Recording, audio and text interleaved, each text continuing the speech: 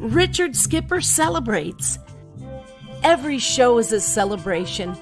Each show, Richard delivers the artists you love, showcasing what makes them unique. Never gossipy. The antidote to a sometimes hectic world. Now, here's your host, Richard Skipper.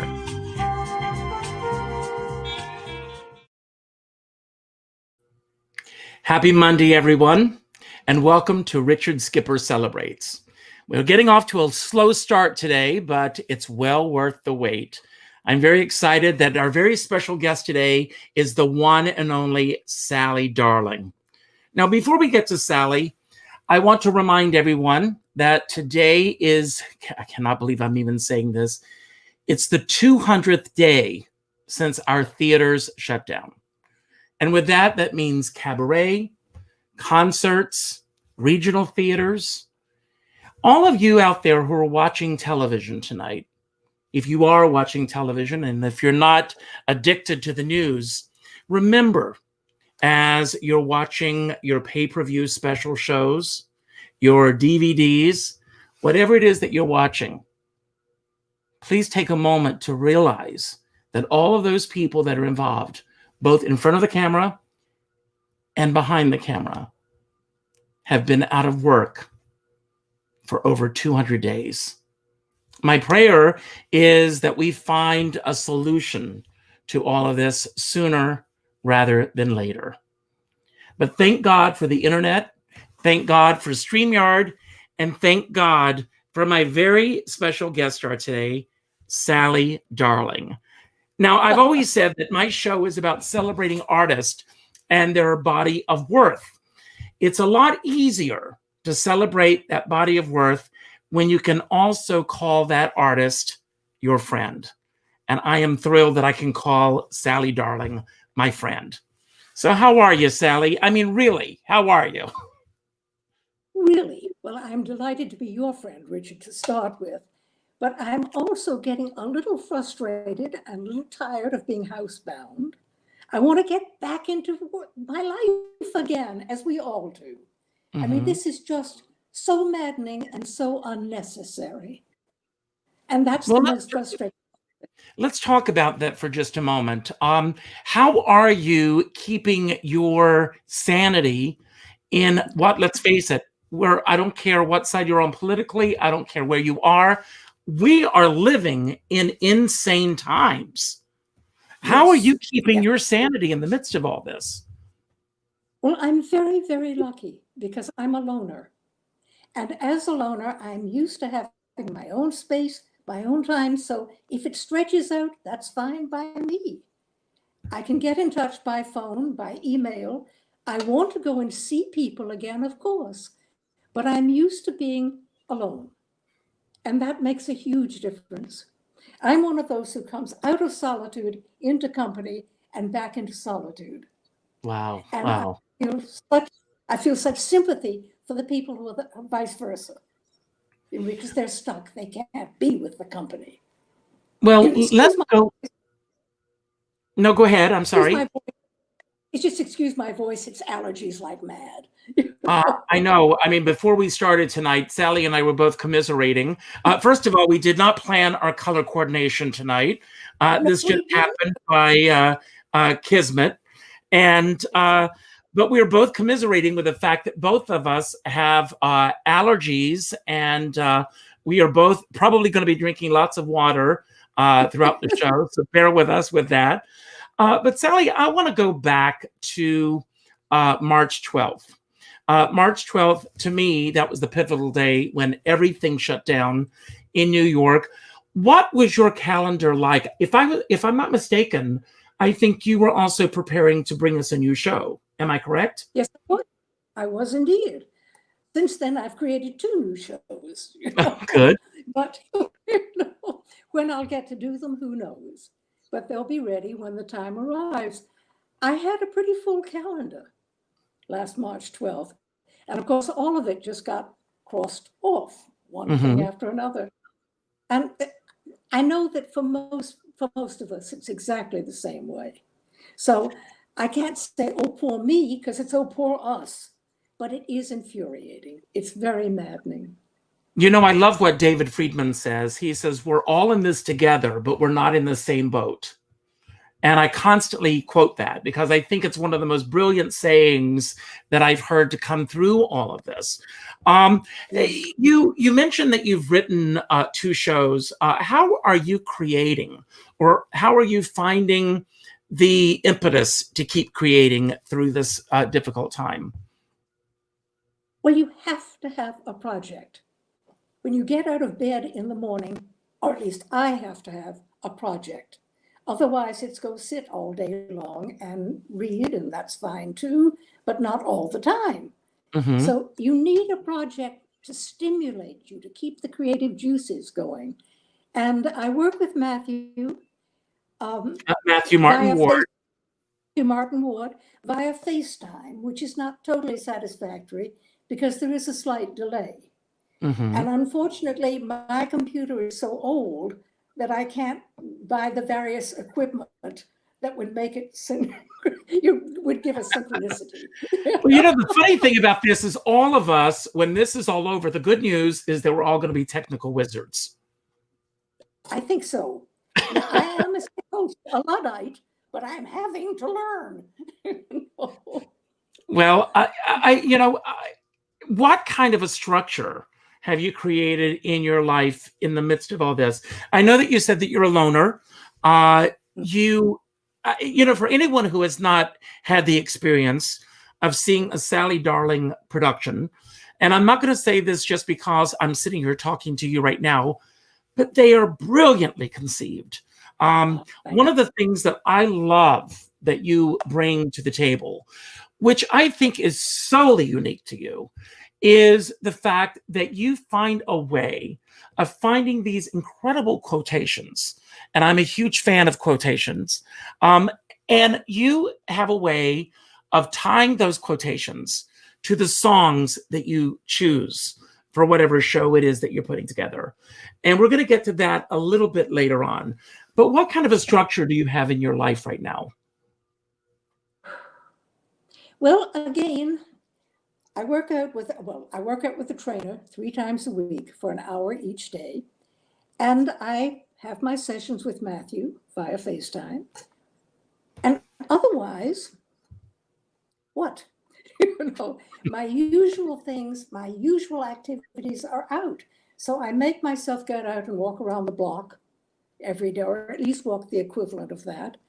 And I work I'm in the garden. I am so lucky I have this garden out here. So I can get out of the house into the garden or sit on the deck. And I'm just extraordinarily lucky that way. I think for all those years I lived in an apartment on the Upper West Side. Now there was Riverside Park nearby, but this way I open the door and walk outside into a garden. And it's just amazingly, amazingly lucky. Now, I see from the people that are watching us right now, we have quite a big audience here, so thank you all for being here.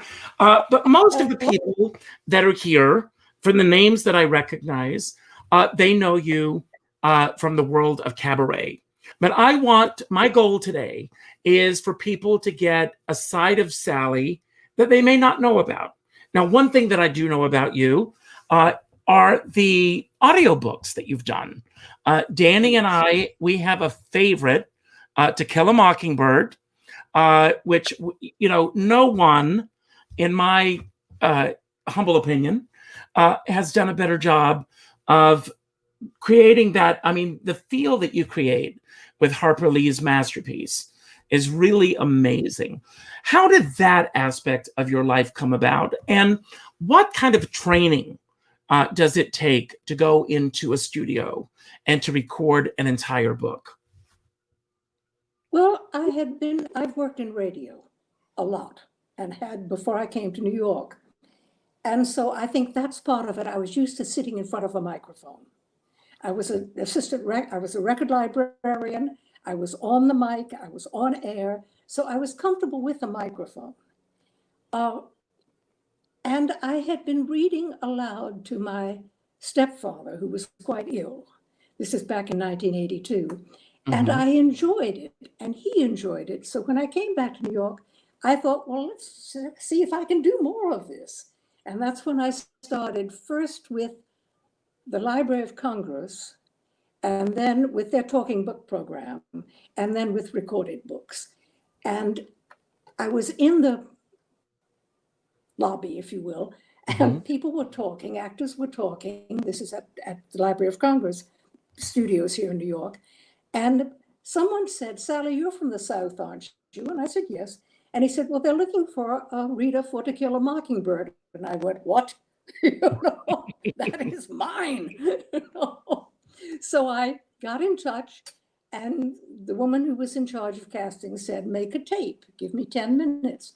So I did the opening of the book, and then I went to the back to that incredible scene between the sheriff and Atticus, the two men. And so I did those two and sent it in. Well, she called back a little while later and she said, can you come in to the studio? And I said, certainly. So I went into the studio and she handed me what she wanted me to read. And it was a whole thing with Scout. And she said, now we want Scout to be the voice of a child. And I went, no, this is a memory piece. If you try to do Scout as a child throughout the whole book, you're going to be in trouble. And she looked at me and she said, well, then try it your way. So I did it the way I saw it. And then when I finished, I said, would you like me to try it your way? And she said, please. I couldn't hold on to it. It was so wrong. I couldn't hold on to the voice. And finally, I just said, okay. Well, a couple of weeks later, she called and she said, you win the prize.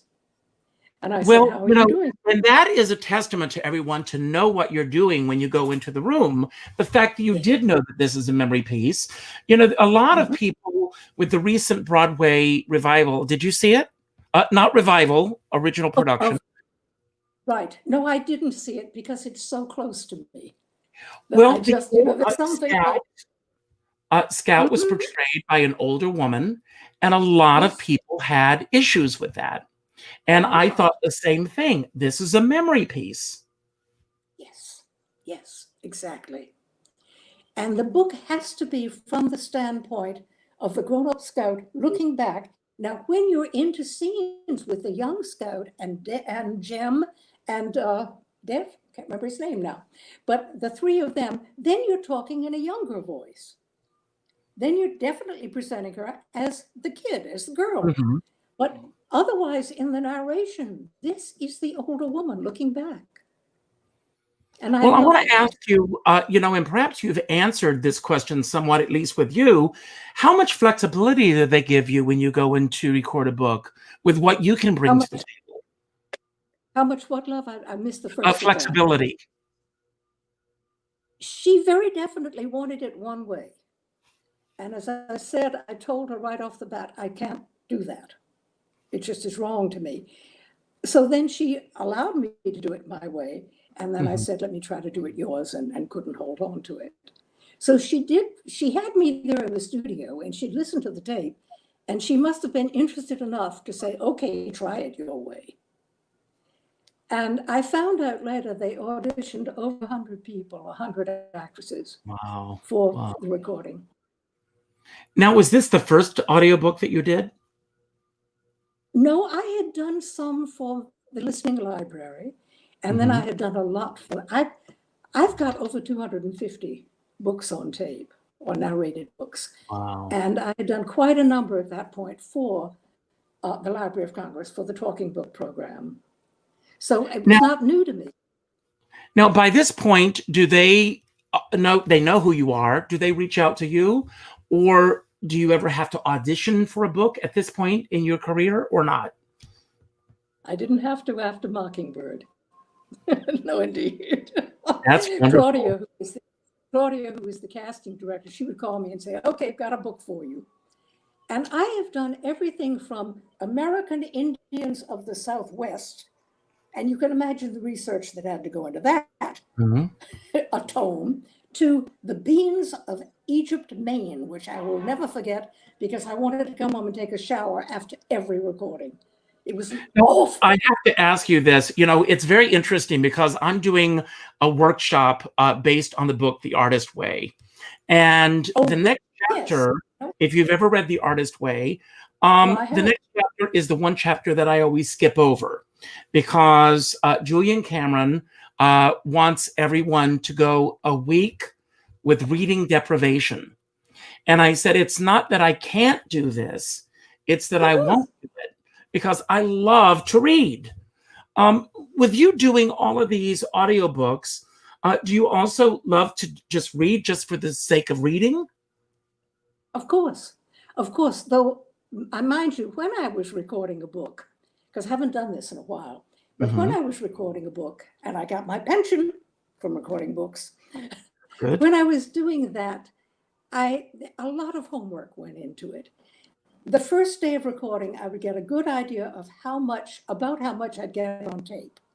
It would depend on the pace of the book, etc. But I'd get that measurement that I could sort of go by. So I would prepare about that much before every reading. So you prepare, you do your homework. You not only do your homework for the research, but you do it for the reading itself before you go. So then I could sit down in front of the microphone and just go, just do it. And so that takes up quite a bit of time. And yet still, of course, you do your reading for the joy of reading. Your own private reading, that is, the things you're interested in. Do you do the same kind of training for doing an audiobook as you would for singing, doing a cabaret show? Is the same kind of training? In the sense that, yes, you prepare. You prepare the lyrics, you prepare the words. You prepare the mood. You prepare what the song or this chapter has to say within the book. So you have to, you familiarize yourself completely with what's going on in the lyrics or the words in the song or the book. And now, me, in my go ahead. No, to me, that's the only way to proceed. That's my now, way. So also, in my research on you, I also discovered that you have a shoebox full of horse ribbons. How did that come about? How did you find that out? I do my research. I have three of them. Shoeboxes. Okay. Oh, I grew up with horses. I had a pony. I guess I got my pony when I was 6 or 7. And one day I was with a friend also riding a pony, and we both dared each other to take the saddles off. So we did, and we climbed on bareback, and that's the day I learned to ride. I started to really learn to ride. Wow. The moment I got rid of the saddle and got on bareback. And from then on, I only put a saddle on when I was training for a show. Wow. And I loved it. And I loved it. Now, I'm going to go all the way back with you. You're a Southerner. Are you originally from Virginia? Yes. And where exactly in Virginia are you from? From Hampton. It's down at the mouth of the James River, opposite Norfolk. Just out of Virginia. And what was your childhood like? What did your parents do? Do you have brothers and sisters? Take us back to that time. I have an older brother. I have a brother who's 4 years older, and I had a sister who was 2 years older than I. She died last year, I'm sorry. September 16th. I remember. It was a blessing because she had dementia, and she went in her sleep, and it was wonderful. But the three of us grew up in a huge house that belonged to my grandmother and grandfather. My father built for his wedding, for his marriage, he was allowed to build a house right across the yard, and the house was absolutely beautiful. It was his one expression as an architect, which he was not allowed to do further because he was the only child, the only son. He had to go into the family business, which was oysters. Planting, raising, harvesting, shipping. But this one house was just glorious. But then my mother literally left when I was 3. And so the following year, we moved into my grandparents' house, into the attic, which was then empty to make an apartment for us. Wow. And our beautiful house was rented. We saw it every day across the yard, but it was a long yard.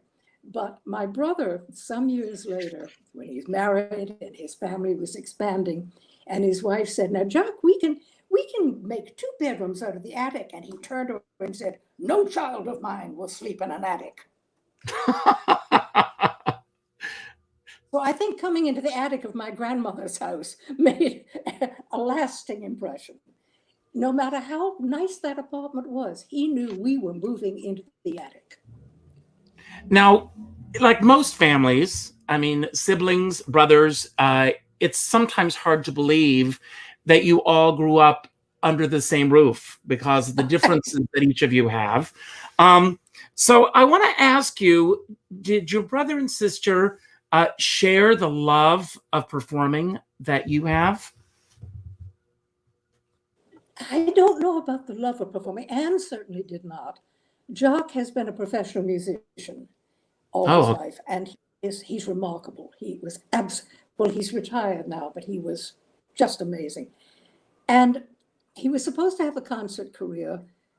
All of his teachers, including Paul Hindemith, insisted on it, but he would throw up before every performance. So fortunately, he landed in the one perfect job. There was an opening in Colonial Williamsburg for organist choir master at Bruton Parish Church, but also that person was in charge of all of the music in Colonial Williamsburg. So not only did he have the church services, and he played at a plantation on the James for visitors who were helicoptered there, but also every Tuesday and every Saturday, he gave a candlelight performance on the harpsichord in Bruton Parish. He taught himself the harpsichord.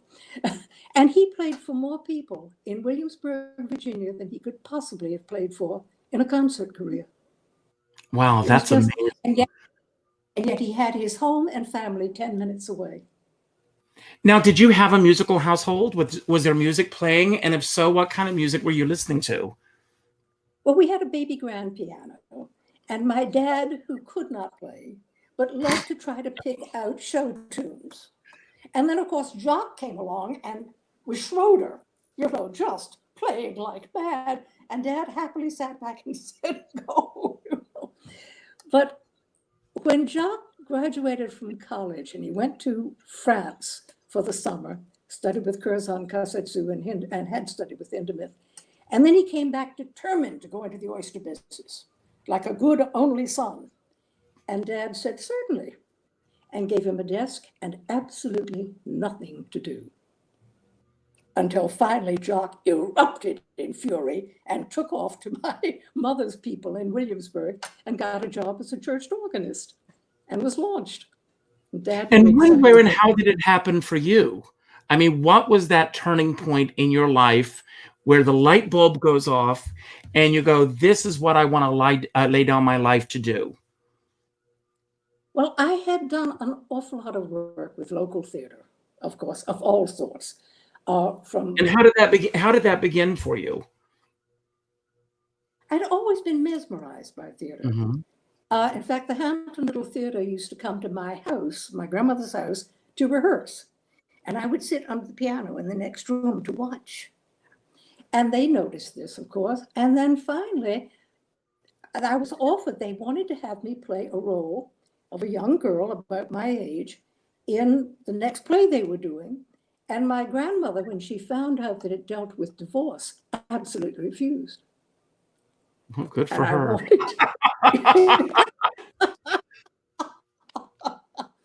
But when I came back from college, I really got involved with the little theaters in the area. And where did you go to college and what did you major in?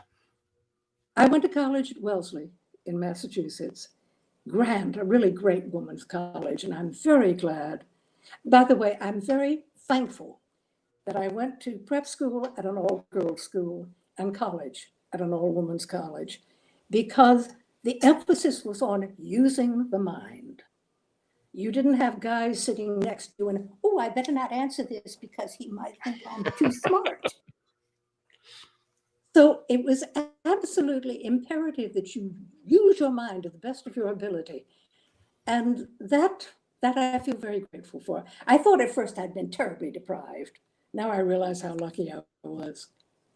But I came So you home went from away to college. Massachusetts, but you made the choice to go back to Virginia as opposed to coming to New York to pursue a career. Well, I had majored in English. What do you do with an English major? And I didn't know what I would do. And then grandmother, who by now was the only person left in the house of my family, because my brother had married and moved away, and my sister had married and moved away. And grandmother told everybody I was coming back to run the house and to take care of the finances. So I thought, oh, that's what I'm doing.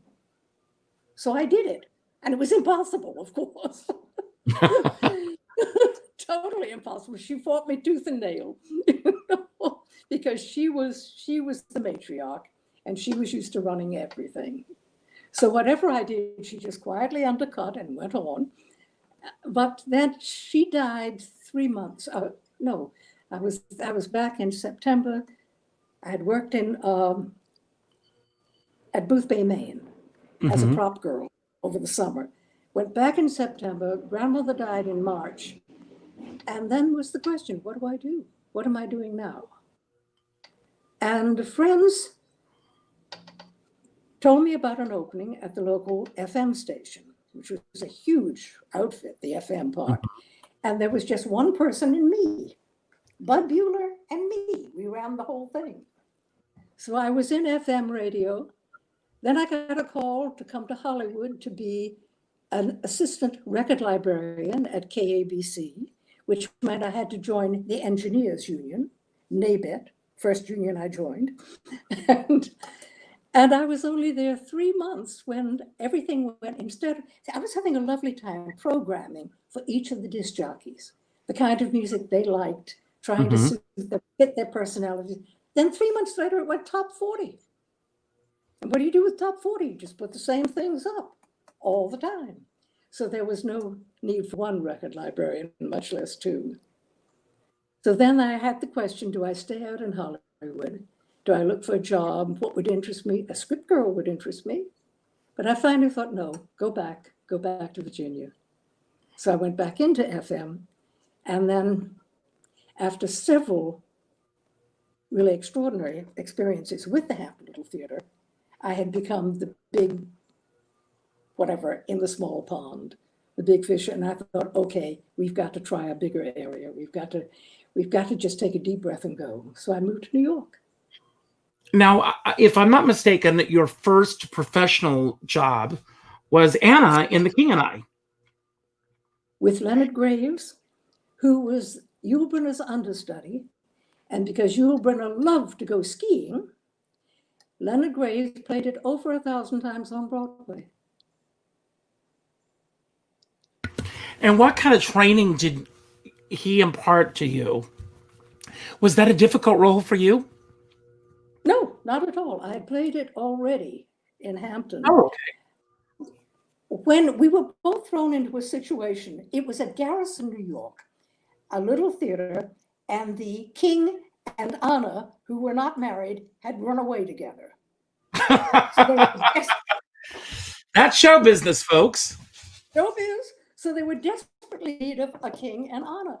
And someone knew Leonard Graves and asked him, please. And I was about to do Anna in Summerstock. And someone who was there knew that. So I was called. And I had a lovely compliment because we had no time to rehearse. The brief time we had, I just said, what do you like to do here? What do you like to do there? And he said, I'd like it, but what about you? And his wife told me later that he came home after that first rehearsal and she said, how was it? And he said, oh, Merle, she makes it so easy. Oh, that's wonderful. That's wonderful.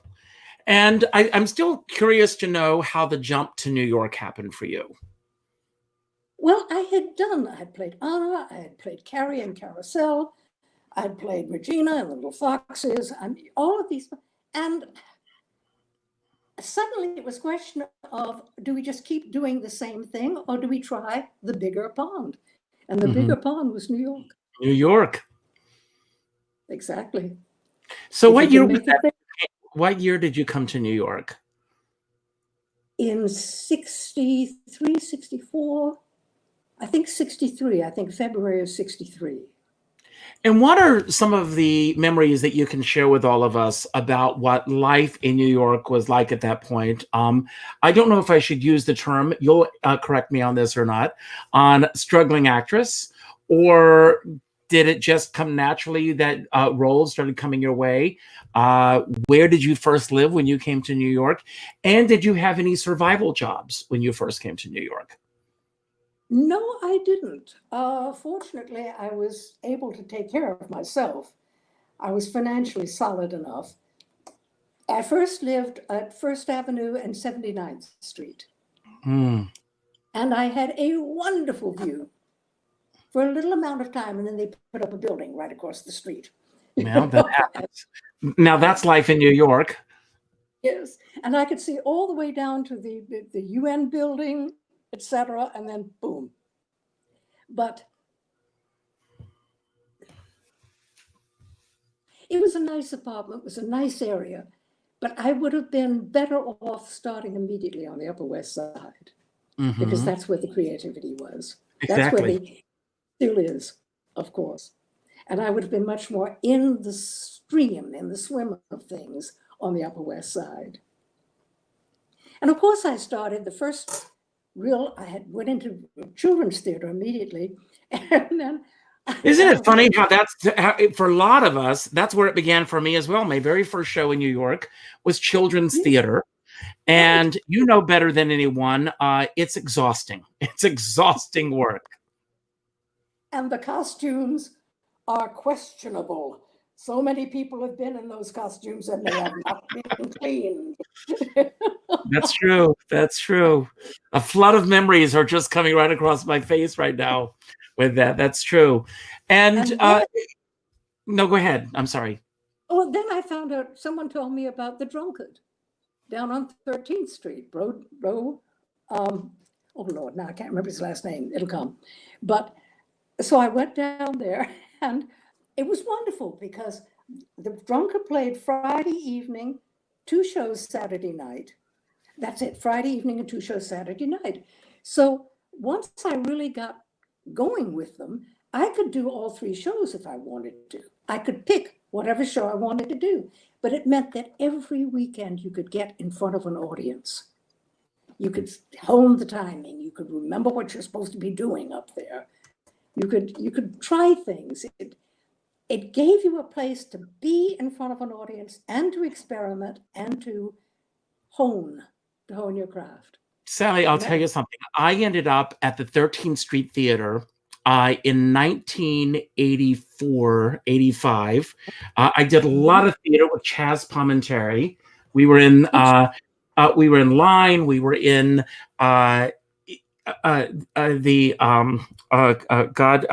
Taming of the Shrew. We did a lot of theater, and the drunkard was still playing there on Saturday nights.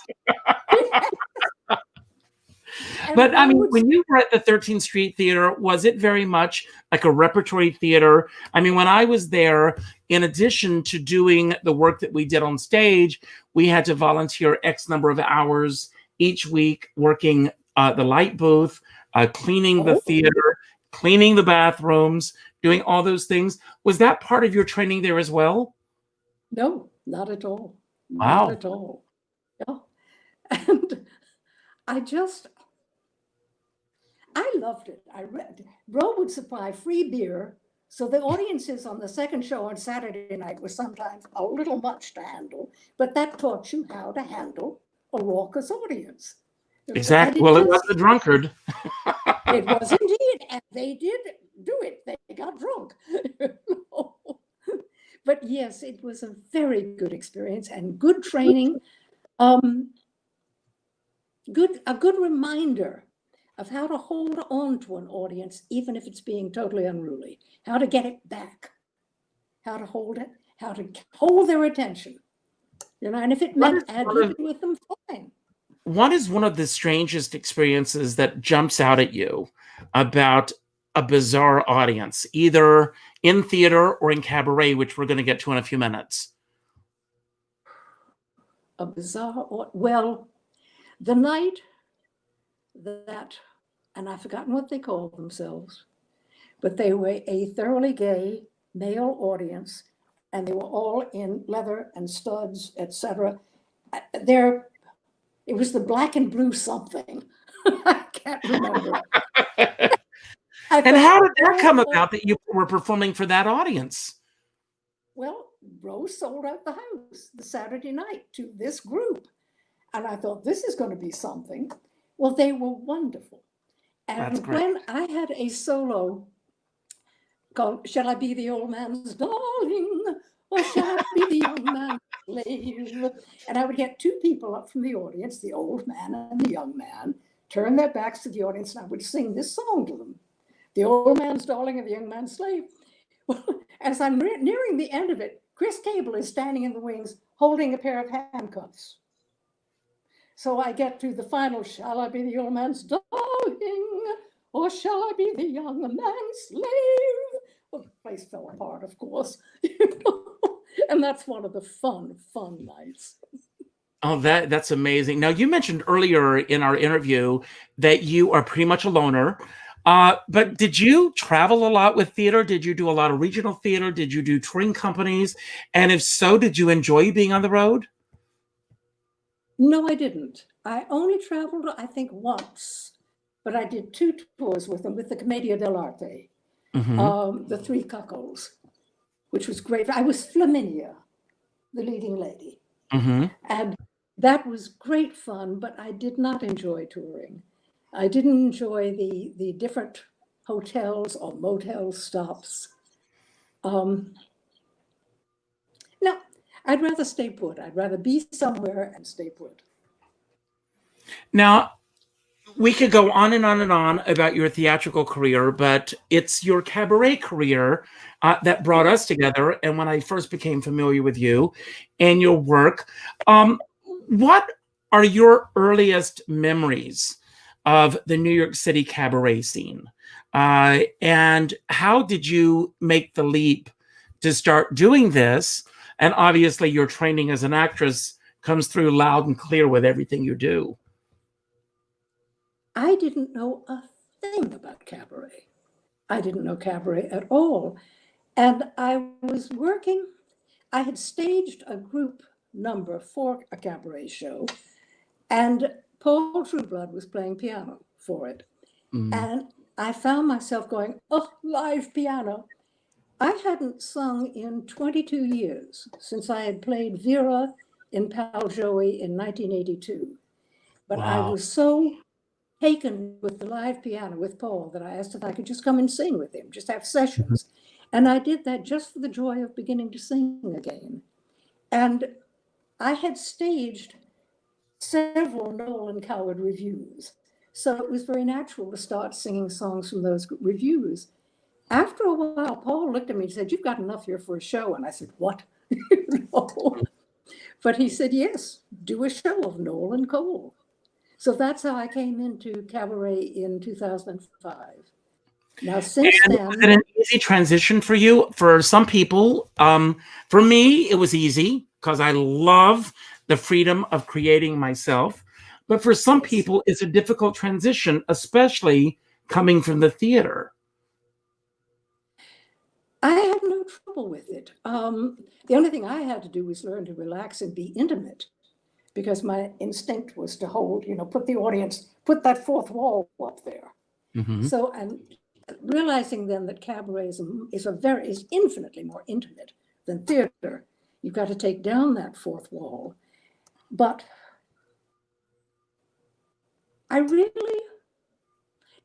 aside from that, I had no difficulty with it. And I have never had a director, which may very well have been a mistake.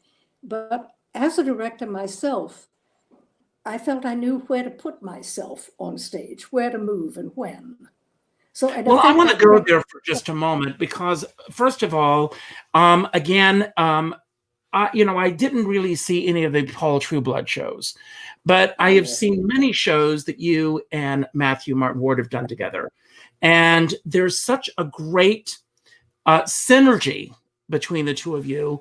How did you two meet, and how did you come to start working together? And what's the secret in the longevity that you two have had together? Well, starting at the beginning, when Paul died, 9 days later, Sidney Meyer, the wonderful Sidney Meyer, of course, called me and he said, now you're not stopping. You are going on. And he said, I have some names and telephone numbers for you. He gave me 3 names, 3 telephone numbers. The first one was Matthew. So Matthew, I saw one other person who was all ruffles and flourishes. Didn't work with me at all. But I saw Matthew. And we went through, I had a show at the time that I was doing, and it was booked again for May. This was now in January. And so we just went through that show. He appreciated the songs. He was very aware of the quality of the program. And we just relaxed together. And as I was leaving, he said, I like you. You're fun. That's step number 1. That's great. And it's been fun ever since. I mean, we have a very strong bond. If you saw our horoscopes, they're like this. They couldn't be more entwined. Are you both under the same sign? Nope. But it is just such compatibility throughout the horoscopes, the double horoscopes. It's totally entwined, total compatibility for everything except sex, which is just fine. Now, I want to, talk a little bit about that, because as I said earlier, the things that I love about your shows are the quote, the fact that you bring these great quotations, these great quotes, and these great songs that you tie together. Are you and Matthew working side by side from the very beginning on this, or do you mull these ideas around in your head and then bring them to the table? We put together the music. The musical program. I put together the text, and then I try it out on Matthew. And he usually has a couple of suggestions that are very good indeed. But I put it together, then I play it or recite it for him with the music coming in. And he, as I said, that's entirely mine, is putting the words together. Now, like I said, there's such a great synergy between the two of you. And we don't have to get into the nitty gritty, but is there ever been a time where you both come in with an idea and then you realize maybe 3 or 4 rehearsals into, or maybe it doesn't take that long, this is not working the way we imagined it? Very definitely. There have been several of those occasions, but usually it happens very fast. Oh, this would be great. Uh-oh, no. It's almost immediate. You try it and you know immediately whether it works or doesn't. And now, go ahead, I'm sorry. Usually it's mutual. We both know. There hasn't been a case of, I like this, well, I don't. And has he ever come to you and said, Sally, I've got the idea for the next show? Nope. No, he hasn't. I probably haven't invited it. That's usually the case right there. I should try that. I want to talk a little bit about our community, because the New York City Cabaret family, and that's what it truly is. Sometimes it's very incestuous, but it's a family. And, we go through the ups and downs together. Since you've come into this community, what do you love most about the community? And what changes that once were in place that are no longer there that you would love to see come back? Well, since I'm relatively new on the scene, I don't know about changes. I haven't a long established relationship with Cabaret, so I don't know about changes at all. As far as the rest of it, I will just say Sidney Meyer. He epitomizes everything about Cabaret. Now, I do want to say, let's give a little sidebar to Sidney. This Thursday night, or is it Wednesday night? One night this week, he is going to be getting a Lifetime Achievement Award through the Provincetown Cabaret Fest. Oh, So kudos to Sidney. Anyone who knows him knows that he deserves it. I love the fact that when Paul Trueblood passed away, that Sidney immediately reached out to you.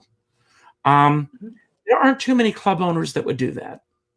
No, not at all. Sidney is remarkable. He's a remarkable human being. He's intelligent, he's kind, he's caring, and he cares enormously about not only Cabaret, but the performers. And his caring is so obvious, it is so there, that when you come out after a performance, and Sidney, you didn't realize was sitting in the back, but you come out and there is Sidney going, wow. And it's very rare. I'm going to say something. I have been to other venues where someone has gotten booked there. Perhaps they're being booked for the first time. They don't really have that audience that they are seeking early on. And the club owners are nowhere to be found. Anytime Sidney books someone at Don't Tell Mama, and I don't know how he does it, he is there for that first performance. And he's leading the applause louder than anybody. And laughing louder, really, but a genuine laughter. You say something that amuses him, there he goes. And you go, oh, Sidney's here. Like Tanya. You cannot mistake Tanya's laugh, no matter what. Now, I'm sure that you probably have received your salon mask. You've been going to the salon. That's where I first saw you. And let's talk a little bit about the salon and what the salon means in your life, because there's such a symbiotic relationship that you have with them, and what they have really added to you in your life and career. Well, in the same way that the drunkard was there for me to hone myself to stay in shape performance-wise, salon has been the same thing. It meant every Sunday I could go and sing in front of the toughest audience of all, your peers. And so when you got strong reaction, when you get strong reaction from your peers, you know you've done something right. I mean, you feel it, but to get that reaction is wonderful. And salon was very, very special because it was a weekly performance that you could give with feedback. You could try out new material with feedback, and it was never slashing. It was always supportive feedback. Mm-hmm. And that's thanks to Tanya and Mark Jones. Absolutely. Prior to this, were the salon really the first places that you would go to for open mics, or are there other open mics that you also frequent as well? Actually, I haven't gone to other open mics. I may have been to one here or there. I've been to a couple at 53 above. But that weekly honing of my craft at salon was the main answer, and I missed that terribly. I really have. Sally, why do you think it is, perhaps you have an answer, perhaps you don't, in, once again, our community, our family, that for the most part, I would say 99.9, there are one or two exceptions out there, as there always are, but in our community, that the artists are so supportive of each other. You don't find that in the theater always. You don't find that in other areas. Why do you think that is in the cabaret community? I think because we're not a threat to each other. In theater, there's always, is she trying to take my job? Or is he trying to get in with the director to get more attention, to get more time? And in cabaret, you're not threatening anybody. We all get up and do our numbers and get our responses. And we can't diminish anybody else. We can support the others, but nobody can diminish anybody in cabaret.